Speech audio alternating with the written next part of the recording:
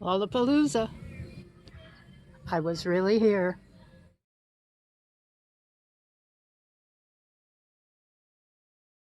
Down a certain depth and then carve that off. Safety first. You need your gloves. Yeah, you guys have my gloves. Well, you're making us nervous. You're the one that taught us that. See how lax you get? Bill, speaking with the gloves, could you not wear, I can't think what it's called, but it's those gloves that... Oh, Kevlar gloves? Yeah. Yes, you could. Any kind of a safety glove to cut with. You can get them at the fishing store. You can get them at Lowe's and Home Depot. You can get the cookie stores too. Yeah. Okay, cooking stores. But the thing is you don't want to really rely on your glove, because as much as those gloves protect your hands, the Kevlar gloves are good against slices, but they're not necessarily so good about pokes. Yeah, right. Okay? And one of the cuts that we're going to do to make these little deals is poke. Okay? So that's a stop cut. Straight down, and then you cut the meter. Like that.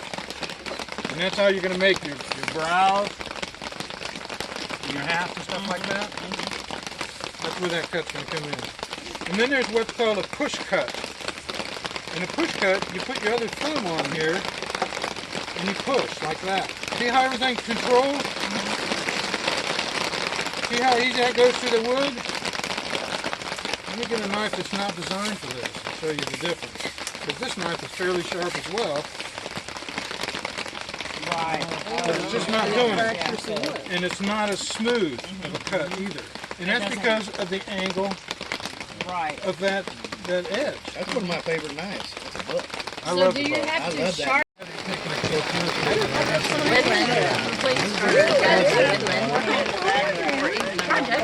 I'm not opposed to doing something for free. I had the same thing when I was... Camp hosting. I retired 2 years ago, and I retired early because I wanted to park host, and that was always one of my dreams for the last 10 or 15 years, is to actually park host.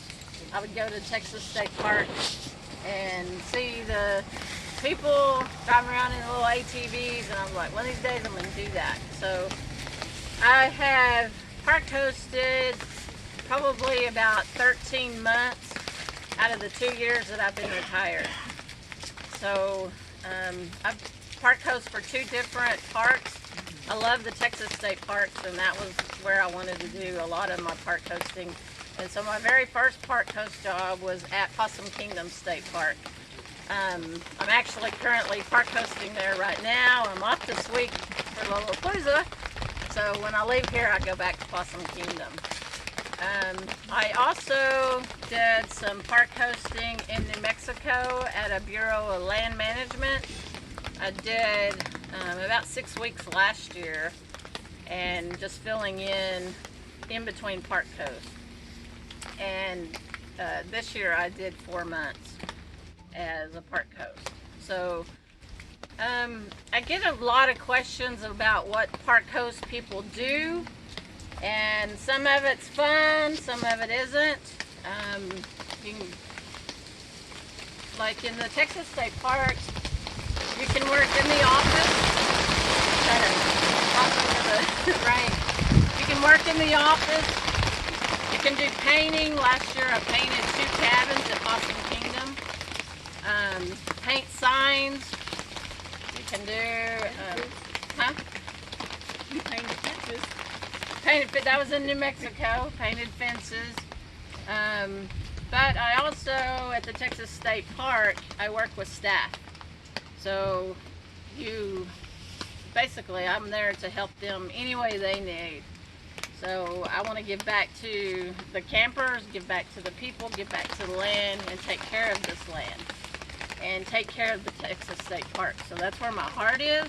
I do have some volunteer information for the Texas State Parks here. Thank you, Cooper Lake State Park, for providing these if you want more information. He's got an awesome channel. Go sub him, subscribe, and watch every single video he's ever done. Got stickers if you want, if you haven't got one yet. He's awesome. He's phenomenal. He's great. He is the man. He is the Dan Van. The Dan Van. This is the tour, the talk of Alaska. Alaska is phenomenal, sensational, wonderful, fantastic. If you haven't gone, you need to go. Does anybody know what the capital of Alaska is? Anchorage. Fairbanks. No. Juneau. Juneau is the capital. I was just testing you. Do you know there's only 3 ways you can get to Juneau? Fly's one. Drive? No, it's an island. Juneau is an island. Boat. No. Juneau's the capital. It's an island. Ferry. Boat. Fly, boat, and be born there. Do one of those 3, you can get to Juneau. Did you go? I didn't go to Juneau. Oh, man. Do y'all know where Juneau is? In Alaska? Besides in Alaska. It is an island. It is down here in this part of Alaska. This is a big part of Alaska. That's where I went. Actually, I went from here over. Wow. But I didn't go down here much. And my mother gave me the best compliment of anybody about my Alaska trip, because my mother in 2008 took a cruise to Alaska, and she went down here to one of these little places, and then she sailed on the boat all the way around and came up into Anchorage, and then she took a train up to Denali, spent the night in Denali, took the train back to Anchorage, got on the boat and came back down to Vancouver. She said, I thought I saw Alaska. She said, I watched your videos, and me and anybody else that's taken a cruise to Alaska has not seen Alaska. She says, your video showed Alaska that I had not seen. So if you have the opportunity to go to Alaska and you want to go, I recommend highly driving. If you can't take the drive through Canada, then my next recommendation would be to fly into Anchorage, rent a camper van. They have vans like I have, they have RVs for rent. Take that and try to spend 3 to 4 weeks and do that and ride around, drive, and see Alaska. It's just gorgeous. Morning breakfast on the grill. Looking good. That is one pile of eggs. Farm fresh eggs. Doesn't get any better than that.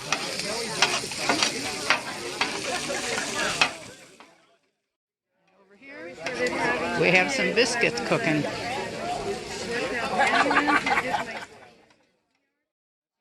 We're Strong Adventures, and we do a lot of Dutch oven cooking. We're actually gonna have some cooking going on, but in case y'all have noticed, it is a little wet and rainy and nasty, and we just had a great breakfast that Papa cooked us. Yay! And saucy. So we'll just do an overview instead of something. The first thing you got to have if you want to do any Dutch oven cooking is a Dutch oven. That's all you got to have. You don't have to have all the fancy schmancy stuff. You know, there's lid lifters and stuff like that, but if you don't have a lid lifter, pull out your hammer. That works great. I've used sticks, you know, and all that. Now, this is my biggest Dutch oven I have. It's a 14-inch deep, and this is the smallest. It's an 8-inch. And I have every one in between. I probably have about 14 or 15 Dutch ovens. Isn't that stand a combination lifter? Yes. This is a combination lid lifter and And lid holder. Lid holder. Lid stand. just like that. That way you're not sitting your lid down on the ground in the dirt, because it gets pretty nasty when you do that. I've done that once and it Yummy. wasn't good. Yeah. All those trail crunchies. Trail crunchies, yeah. Some of the things I do use, I use a whisk broom, and this is just to get the ashes off the top. And of course a good pair of thick gloves, because it is hot. I use olive oil when I'm seasoning my cast iron, just because because I like that. It doesn't seem to go rancid as quick as like Crisco or peanut oil, but you can use whatever. And it doesn't seem to get as gummy. Right, and it doesn't gum up as bad. I don't know if y'all saw me today, but I spray a little Pam in there when I get ready to put any food in there, and it keeps it, you know, from sticking so bad. You can cook on a wheel like Papa does, or you just cook on the ground, or I have Dutch oven tables. And y'all that have ever seen my channel, y'all know I have that big thing back there. With the hooks. You can hang it over an open fire. Yeah, man. That is a lot harder to do. I can't really teach you how many coals to put on that. That's something I just learned. Every Lodge cast iron that you buy comes with a book, which I happen to not have one out here, but it tells you how many coals to put on the bottom and how many coals to put on the top for whatever size you're using, for whatever temperature you want. Now that's just, don't go by the book and go, oh man, I burnt my biscuits like I did today. Oh, you not blaming Rhonda on this one? No, I'm not blaming Rhonda on this one. It was all me. Stassi, he tried a while ago, and she heard. Yeah, see, she's standing right here. I can't do that. So he could have used less heat on the bottom and more on the top, and it probably would have been a little better. But anything you put in your oven, you can use in a Dutch oven. It works just like an oven. I bake cakes in here because I don't make cobbler. Are you baking a cake today? No. We were until it was going to get so nasty. That was the plan. We are making lasagna though. Nice little portable campfire, keeping us warm. Because it is a chilly one.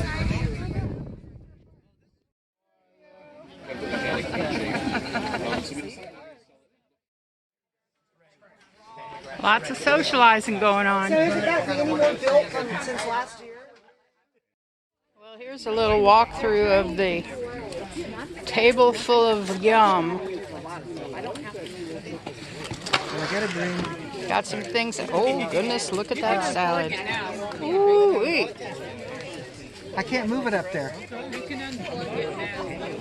Something down there. Be all right? Don't know what yet. Okay.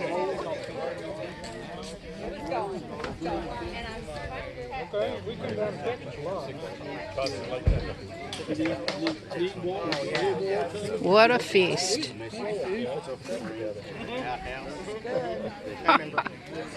Jack's found a little comfortable spot. Better. That's funny.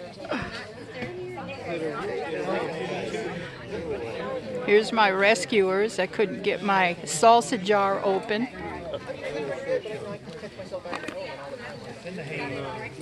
Yep. Here's a whole bunch more folks.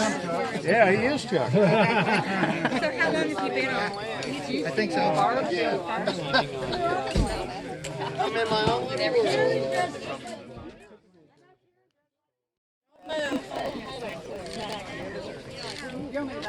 Here's a group that are responsible for this shindig.